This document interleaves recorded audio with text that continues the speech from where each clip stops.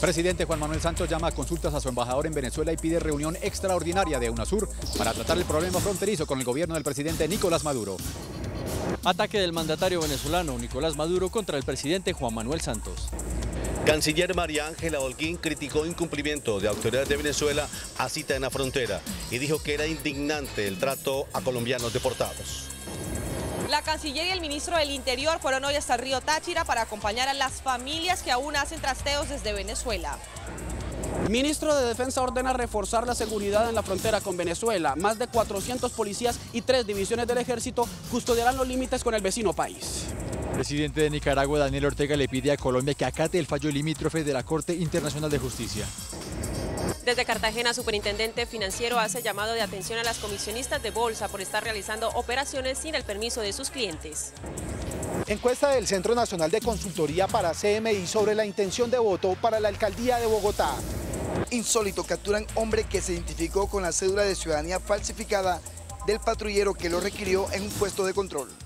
En gran partido, Santa Fe derrota a Nacional en Montevideo. Israel, nuevo técnico de Millos, llega pero solo asume dirección el lunes. En espectacular final, Chávez gana etapa en España y recupera liderato. Al final de la emisión los espero desde un festival en Bogotá que saca a la luz toda esa fascinación que los colombianos siempre han tenido por la cultura popular mexicana.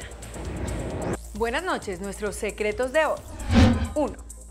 ¿Qué va a pasar con Pacific, con una colombiana en la holding? 2. Donald Trump revela su gran secreto. ¿Es o no es peluca? 3. ¿Quién ganaría una pelea de boxeo entre el presidente Maduro y el expresidente Uribe? 1, 2, 3. Al cierre.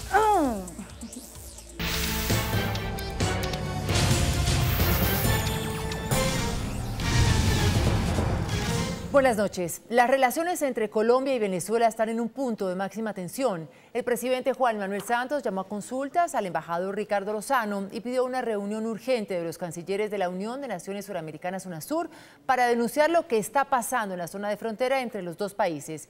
Venezuela también llamó a consultas a su embajador. El jefe de Estado dijo que el presidente Nicolás Maduro no tiene ninguna actitud de diálogo y por el contrario ha ido subiendo el tono de sus acusaciones. No puedo permitir que Venezuela trate a los colombianos y trate al gobierno colombiano de esa forma. Por eso le he dado instrucciones a la canciller para que llame a consulta a nuestro embajador en Venezuela y que convoque una reunión extraordinaria de cancilleres de UNASUR. El presidente aseguró que el gobierno de Venezuela se había comprometido a dejar entrar al defensor del pueblo para comprobar el trato a los colombianos y esto no sucedió. A las 2 de la tarde, que era la hora donde iba a suceder este evento de la entrada del defensor, resulta que nadie apareció. El primer mandatario dijo que en la reciente reunión de cancilleres de Colombia y Venezuela en Cartagena no hubo ningún avance. O sea que todo lo que vemos en la televisión no es cierto. No es cierto. Lo que dijo el presidente no es cierto. Y hoy Maduro dice, no es cierto, no sea mentiroso, presidente Santos. El presidente Juan Manuel Santos reiteró que los deportados no son paramilitares y que los han estado sacando como perros del vecino país. Y las votaron, como ellos mismos me decían, como unos perros.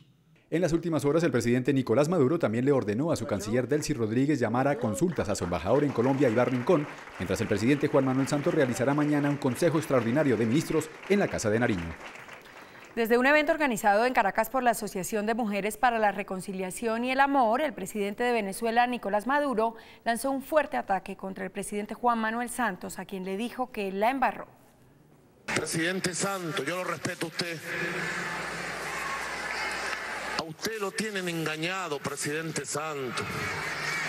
Pero creo que lo peor de todo es que a esta altura usted como que le gusta que lo engañen, presidente Santos. Ayer usted fue a Cúcuta y lo engañaron vilmente. Todo lo que dijo, uno por una de las cosas, es falso, presidente Santos. Tengo los videos, tengo las pruebas, tengo los testimonios. testimonio y se lo puedo demostrar, que usted lo engañaron y usted mintió públicamente, presidente Santos. Así comenzó la andanada de Maduro, quien además señaló al presidente Santos como el culpable del fracaso de la reunión de las cancilleres en Cartagena. Es lamentable, porque nosotros fuimos de buena fe a Cartagena ayer y se estaba iniciando un camino allí y vino el presidente Santos, ¿cómo es que dicen en Colombia? Aquí decimos la puso. Allá tienen una expresión, la embarró. El presidente Santos la embarró en Cúcuta.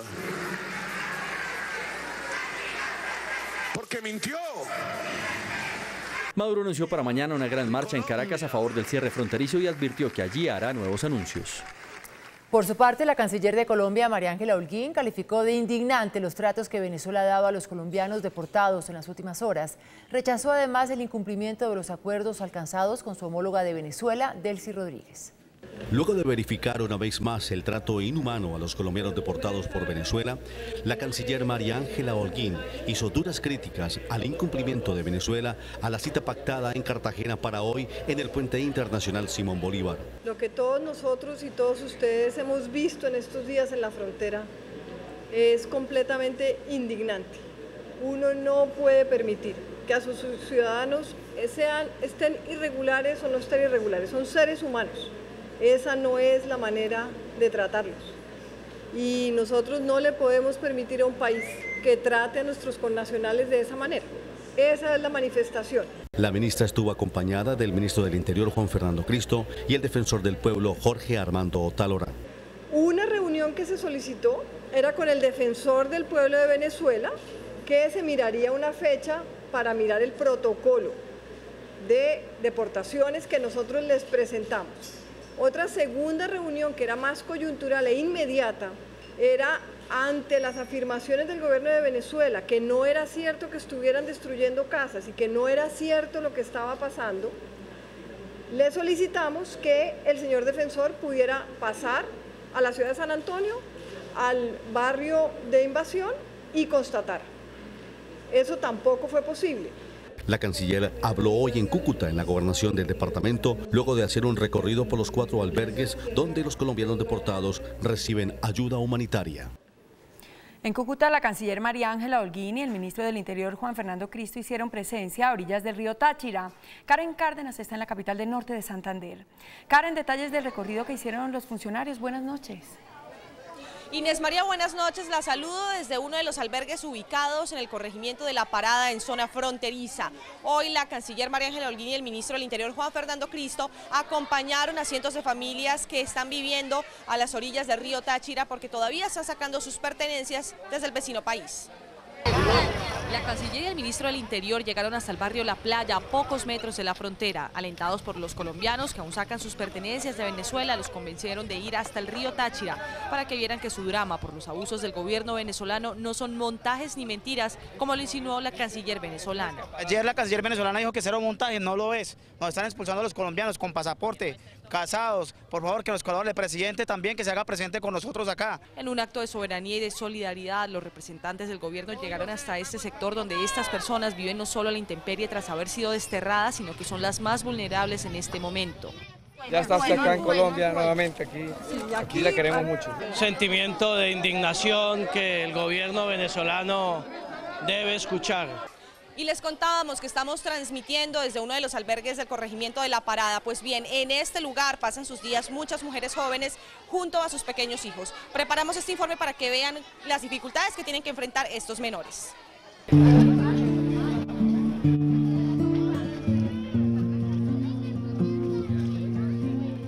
Estos pequeños nacidos apenas hace meses en territorio venezolano y sufren las consecuencias de las inesperadas y arbitrarias decisiones del gobierno de Nicolás Maduro.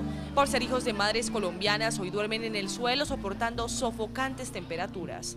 Pasando mucha necesidad porque yo tengo el bebé, el niño de 4 años, me dice, mami, yo me quiero ir para mi casa, a mí me duele mucho porque él se tira aquí en el colchoncito y es como con esa carita de tristeza.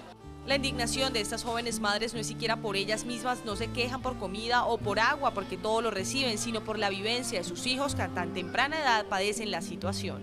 Lo que más deseamos es una vivienda. ¿A dónde vamos a meter nuestros hijos? No tenemos trabajo, no tenemos nada. Las únicas cosas que tenemos, ellos nos lo robaron. Los bebés hacen parte del grupo de 249 menores hijos de padres deportados, eso sin contar los demás pequeños que duermen en peores condiciones porque sus familias huyeron por las trochas y no han sido censadas. Los encargados de este albergue dicen que están necesitando diclofenaco en ampollas, así como algunos elementos de aseo, zapatos para niños y leche en polvo para bebés. Desde el corregimiento de La Parada en zona fronteriza, Karen Cárdenas en CMI, La Noticia. Pues Karen, el ministro de Defensa Luis Carlos Villegas llegó también a Cúcuta, donde anunció que reforzará la seguridad en la frontera con 400 policías y más efectivos del ejército. Para el ministro de Defensa es de vital importancia mantener la seguridad fronteriza. Por eso ordenó el traslado de tropas y de unidades de la policía a los límites con Venezuela. Hay alrededor de 400 efectivos de la policía que están prestando ese servicio, especialmente dedicados, como digo, a la lucha contra el contrabando. Y vamos a tener apoyo de ejército desde las distintas divisiones, 3 divisiones y varias brigadas a lo largo de la frontera norte a sur. Durante su visita al albergue ubicado en el colegio INEM de Cúcuta, en donde el gobierno entregó ayudas a 200 familias, Villegas dejó en claro que los colombianos que lleguen a nuestro país contarán con asistencia permanente. Para esas personas estamos ayudando con su desplazamiento y con algún subsidio para que puedan permanecer en esos sitios durante por lo menos 90 días. Hemos detectado que hoy no ha habido deportaciones a este punto, aunque sí al norte, en Paraguachón, un nuevo contingente, algo más de 40 personas. Por último, el ministro de Defensa le hizo un llamado al gobierno venezolano para que reabra los pasos entre los dos países. Desde Cúcuta, Camilo Montoya, Yepes, CMI, La Noticia. El expresidente Andrés Pastrana pidió al presidente Santos evaluar seriamente la participación de Venezuela en el proceso de paz. El expresidente Andrés Pastrana Arango, en un mensaje al presidente Santos, pidió evaluar seriamente la participación de Venezuela en el proceso de paz. Aseguró que el presidente Maduro ya no goza de la confianza de los colombianos. Dijo que el régimen bolivariano ha violado los derechos humanos y observó que esa violación no es compatible con la paz. Se pregunta Pastrana si Maduro está contribuyendo a la paz, expulsando colombianos, arrasando sus viviendas y militarizando la frontera. Pastrana concluye que el presidente Nicolás Maduro está inhabilitado moral y éticamente para seguir siendo facilitador en el proceso de paz de Colombia. El senador y expresidente Álvaro Uribe reveló que ya fue instaurada una demanda contra el presidente venezolano Nicolás Maduro y su gobierno por los atropellos de los que han sido víctimas los colombianos en la frontera. El expresidente y senador Álvaro Uribe afirmó que desde el Centro Democrático se radicó una demanda ante la Comisión Interamericana de Derechos Humanos contra Venezuela y el presidente Nicolás Maduro por las agresiones en la frontera a los colombianos. Exigiendo medidas cautelares para que se suspenda todo ese maltrato a los colombianos. El expresidente Álvaro Uribe no quiso referirse directamente a Ernesto Samper, pero dijo que un organismo como UNASUR debe proteger a los débiles y castigar a quienes discriminan. Tiene que preocuparse por los débiles, no por la protección de quien los maltrata. Uribe entregó las declaraciones durante un evento de apoyo a la candidatura de Francisco Santos a la alcaldía de Bogotá. Y en otras noticias, el presidente de Nicaragua, Daniel Ortega, durante un acto público en Managua, pidió a Colombia cumplir el fallo de la Corte Internacional de La Haya que fijó nuevos límites marítimos entre los dos países.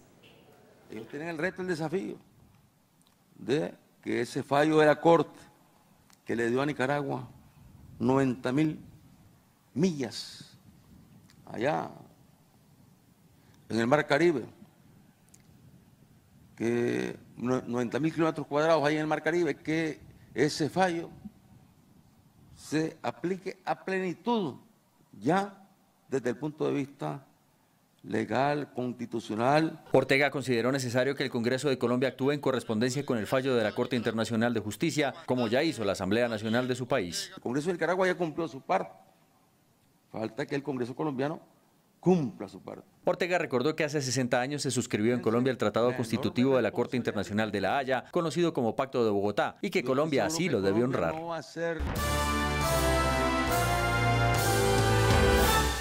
CMI revela la encuesta del Centro Nacional de Consultoría sobre la intención de voto para la alcaldía de Bogotá. Estos son los resultados.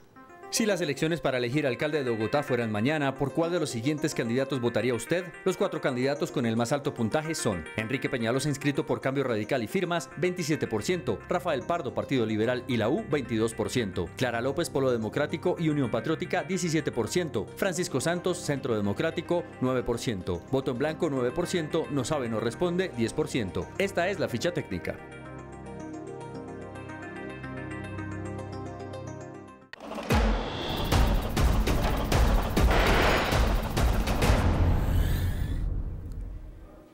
El exalcalde y candidato a la alcaldía de Bogotá, Enrique Peñalosa, aseguró que los resultados de la encuesta de CMI demuestran que la gente quiere un cambio. Para el candidato a la alcaldía mayor de Bogotá, Enrique Peñalosa, el repunte en la intención de voto obtenido de cara a las elecciones de octubre obedece a la necesidad de los ciudadanos de un cambio en Bogotá. Juntos, hacer las obras que no se han hecho, recuperar la seguridad que se ha perdido, recuperar la movilidad que deje de ser una tortura y, en fin, tener una ciudad en donde todos vivamos más seguros y mejor. Peñalosa dijo que espera convertirse en un empleado de los habitantes de Bogotá para mejorar las condiciones de la ciudad. Saben que no podemos improvisar, que tenemos que hacer un gran equipo y que juntos vamos a recuperar a la ciudad. Finalmente aseguró que intensificará su campaña para lograr que todos los capitalinos conozcan sus propuestas. Una increíble historia de mala suerte ocurrió hoy en Atlántico. En un retén de la policía, un hombre, al parecer extranjero, se identificó con la cédula del uniformado que lo requería en ese momento. Al documento le cambiaron la foto y otros datos de identidad. En un puesto de control de la Policía Nacional, este hombre y su acompañante fueron abordados por las autoridades. Él presentó un documento a nombre de John Harold Puello Polo. Sin embargo, fue tan de malas que no hubo ni necesidad de que se verificaran antecedentes, pues ante él estaba el verdadero John Harold Puello Polo. Encontramos en plan requisa de vehículo y encontré al momento de pedirle antecedentes a una persona que se estaba identificando con todos los datos míos. Lo increíble es que el falso John Harold se mantenía en que esa era su identidad. Me dijo que no, que yo estaba equivocado, que esa era la cédula de él y le dije que no, en ningún momento lo bajé del vehículo y se procedió a hacer el procedimiento. Sin derecho a contradecir y con algo de humor al uniformado, no le quedó de otra que detenerlo. Obviamente, me mostraste la cédula y todo. La identidad, el lugar de expedición y el número de cédula eran iguales. En la falsificación se cambió la foto, la estatura y el tipo de sangre. Manifestó de que ellos venían del país de Cuba y que esa cédula la habían comprado en el país de Ecuador por $5.000. Primero deben enfrentar en audiencia la imputación del delito de falsedad en documento público y después se establecerá si se deportarán. Arrancó en Cartagena el Congreso de las Firmas Comisionistas de Bolsa con una denuncia del superintendente financiero Jorge Castaño. Francis Sepúlveda en La Heroica, buenas noches. Detalles de la información.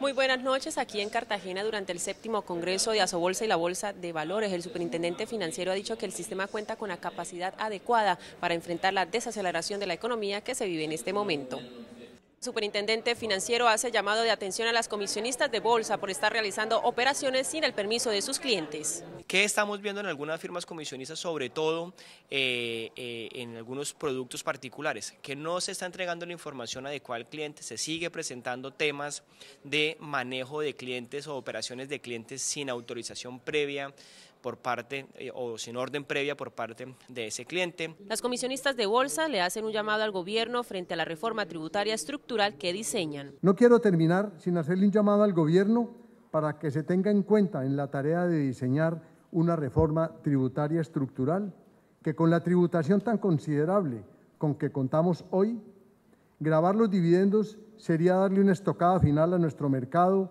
cuyos emisores ya no tienen los márgenes suficientes para decretar los dividendos que tenían antes de la última reforma tributaria, y eso lo ven nuestros inversionistas con suma preocupación. Mañana clausurará este congreso el presidente Juan Manuel Santos. Esta es la información desde Cartagena. Franci Milena Sepúlveda, CMI La Noticia. Franci, gracias y muy buenas noches. El contador general Pedro Luis Borges reveló que los morosos le adeudan al Estado más de 48 billones de pesos. La cartera morosa de más de 3.800 entidades del sector público suman 48.7 billones de pesos, que corresponde a 628.147 colombianos. 37 billones corresponde a deudas de personas naturales y 10.8 billones a personas jurídicas. La deuda creció un 14%, ya que se ubicaba en 42 billones hace 6 meses. Son 628.147 deudores al Estado. Las entidades que presentan mayor número de deudas son el Consejo Superior de la Judicatura, el Ministerio de Justicia y la DIAN, que le deben del orden de 19.6 billones de pesos. 38 billones de pesos se ubican en el Gobierno Nacional Central. Un informe presentado por el Banco Mundial destaca los avances alcanzados por Colombia en la reducción de la pobreza y el desempleo. De acuerdo con el informe entregado por el Banco Mundial, en los últimos años Colombia ha logrado importantes avances en materia de reducción de pobreza moderada. Se refiere a aquellos hogares que viven con menos de $4 por día por persona. En el caso de Colombia pasó aproximadamente de 50% a 28%. El estudio advierte una considerable reducción del desempleo. Sobre el tema de informalidad, ciertamente hay trabajo que hacer, pero Colombia está alrededor de la media o del promedio latinoamericano. Según el Banco Mundial, la devaluación en Colombia es uno de los factores a tener en cuenta para no afectar el desarrollo del país.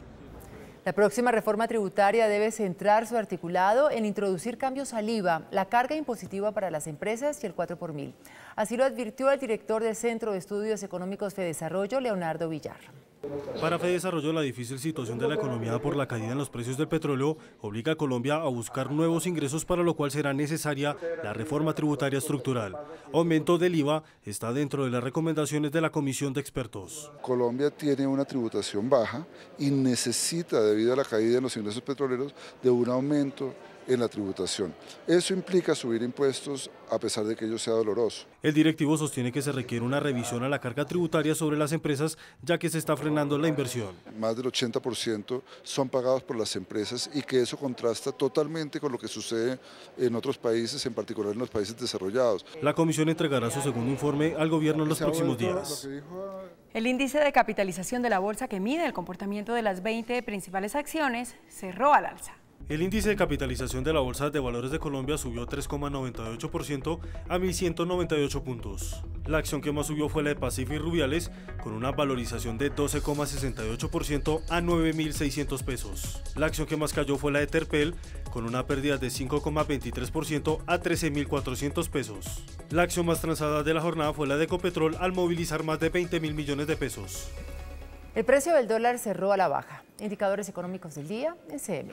La tasa representativa del mercado, que regirá para mañana viernes, será de 3.195 pesos con 47 centavos. Los profesionales del cambio compran la divisa en promedio en 2.830 y la venden en 2.870 pesos. Un euro cuesta 3.560 pesos con 68 centavos. La libra de café en Nueva York se cotizó a $1 con 24 centavos. El azúcar se transó en 11,06 centavos de dólar la libra. El barril de petróleo WTI se cotizó en $42 con 78 centavos. Una acción de Ecopetrol cuesta 1.510 pesos. Baile típico de Veracruz, el huapango. Los espero después de comerciales con la inauguración del Festival Visiones de México en Colombia, desde el Centro Cultural Gabriel García Márquez. Hola, muy buenas noches. Hoy me encuentro en el Centro Cultural Gabriel García Márquez, en donde a partir de hoy inicia la 5ª versión del Festival Visiones de México en Colombia. Un encuentro que busca acercar a los colombianos a esa cultura manita a la que siempre han sido tan afines.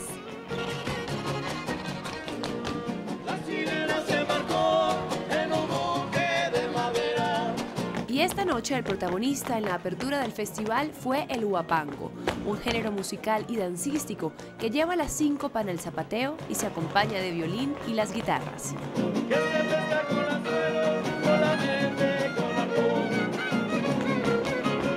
Se toca en varios estados de nuestra república, en 6 estados, en Veracruz, en Tamaulipas, San Luis Potosí, Hidalgo, parte de Puebla y pequeña parte de Querétaro. Son 6 estados. Geográficamente es la expresión musical más amplia, más grande de México. Literatura con temáticas mexicanas, de su arte y sus costumbres, o títulos de literatura universal se encuentran en la feria. Y es que México está en el corazón de Colombia. Más que un hermanamiento, un acercamiento meramente intelectual, que lo hay, compartimos una sentimentalidad, o sea, una forma de entender los afectos y de vivirlos.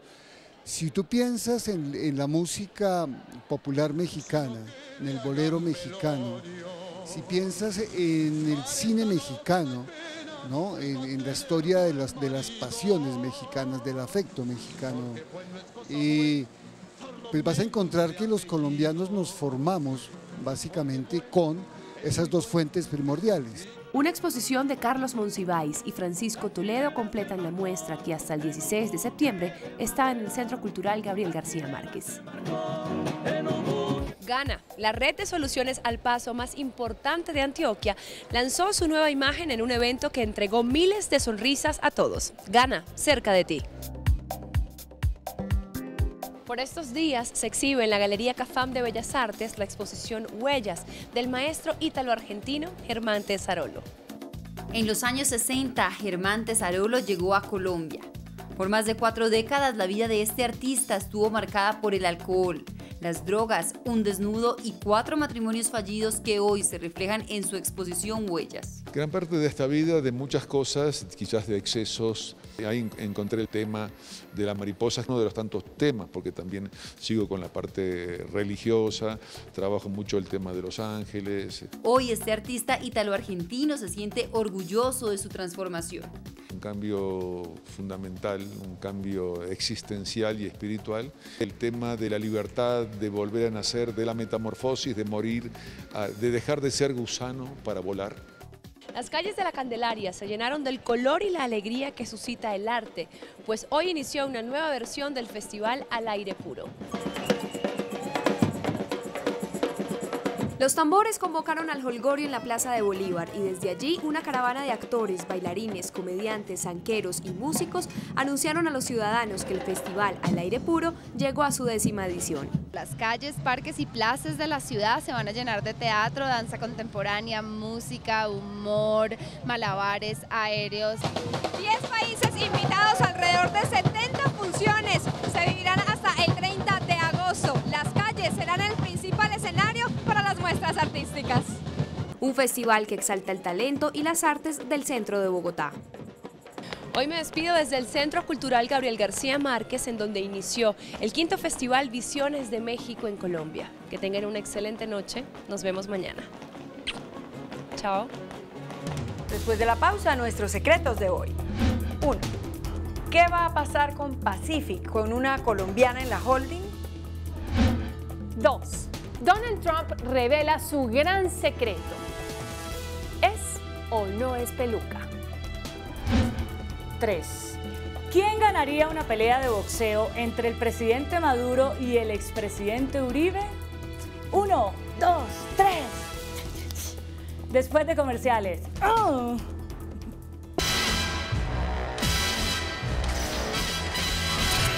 Nuestros secretos de hoy. 1. ¿Qué va a pasar con Pacific en Colombia ahora que ingresa una compatriota a la junta directiva de Pacific en Toronto? La verdad es que nadie sabe a ciencia cierta qué puede ocurrir y voy a explicar. En Pacific hay 2 grandes grupos que se disputan el dominio de la compañía: el Consorcio Alfa de México y el llamado Grupo de los Bolichicos de Venezuela. Por una parte, Alfa mantiene su interés en controlar Pacific de Colombia. Por otra, el grupo venezolano, integrado por jóvenes herederos de los cacaos venezolanos petroleros y que se conoce como los Bolichicos, tiene el mismo interés. Estos ya lograron su primera victoria al frenar la asamblea que debía decidir la venta de Pacific de Colombia a la mexicana Alfa. Mónica de Greiff, exministra de Justicia y actual presidenta de la Cámara de Comercio de Bogotá, llega a la Junta como miembro independiente. Pero no hay duda de que tarde o temprano, como integrante de la Junta de la Holding, tendrá que tomar partido. A la elección de Mónica en la Junta hay que agregar la renuncia de José Francisco Arata a la presidencia de Pacific Rubiales. Arata se radicará un tiempo en República Dominicana para prepararse para su próxima gran aventura: conquistar el Everest, como buena alpinista que es. La presidencia de Pacific en el país la asumirá Ronald Pantin, quien hasta hoy actuaba como el CEO de la compañía en Colombia. Un agente 001 le preguntó a Mónica de Greiff qué partido tomará cuando choquen las 2 fuerzas en Toronto, y ella, con la boca cerrada, escribió: no sabe, no responde. 2. Donald Trump acaba de resolver uno de los misterios que rondan su figura. ¿Tiene o no tiene peluca? Tras las agudas polémicas que han protagonizado hoy, trató el tema. Donald Trump se encontraba en un acto político en Carolina del Sur, hablando de energía y presupuesto, cuando de repente tomó el diario The New York Times para referirse a un artículo que habla sobre su pelo y en el que lo llaman el hombre del peluquín. El multimillonario llamó a un asistente al acto para resolver el misterio. ¿Es una peluca? In other words, the man of the toupee. This is on the front page of the New York Times. I don't wear a toupee. It's my hair. I swear. Come here. Come here. Come here. Come here. We're gonna settle this. You have to do an inspection. This is getting crazy. This is crazy. Just real quick. We don't want to mess it up too much because I do use hairspray. That I come. Resuelto el misterio. No es peluca. 3. ¿Quién creen ustedes que ganaría en una pelea de boxeo entre el presidente Maduro y el presidente Uribe? Hablo de pelea. Lo que les voy a contar no es un chiste o un meme de los que invaden las redes sociales, es de verdad. Para muchos Maduro podría ser el ganador porque sin lugar a dudas es más grande y fuerte. Pero los expertos en boxeo dicen que en ese deporte no se trata de quién pega más duro, sino quién pega mejor.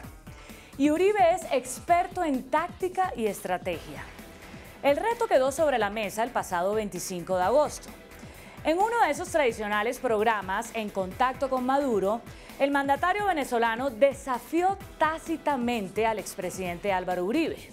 Para que lo vea Uribe, mira Uribe, estamos finos, vente para acá, págate lo tuyo Uribe. Hoy, el expresidente Uribe le respondió a Maduro. ¿Creen que acepta o no su reto de... Como Maduro me está retando a pelear a puños, yo ahora estoy muy ocupado en campaña y no tengo manera de entrenar. Yo había pensado echarle a Pacho Santos, pero es que Francisco, él quiere, Francisco me dijo, yo voy por usted, pero él es más chiquito que yo. Pero Uribe remató con un uppercut, mucho más contundente e irónico. Hombre, ¿será que, como me está desafiando a pelear y yo no me puedo entrenar ahora, será que le echo uno de esos paramilitares míos allá en Venezuela? Tranquilo, señor expresidente. Venga, y permítame hacer un poco su sparring. ¿Sabe cómo debe hacer? Así.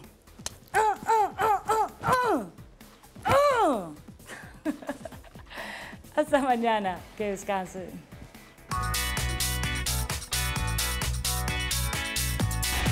Después de la entrevista en Pregunta Yamid con el ministro de Trabajo Luis Eduardo Garzón, ¿cree usted que el gobierno nacional está manejando bien la crisis con Venezuela? Sí, 64%. No, 36%.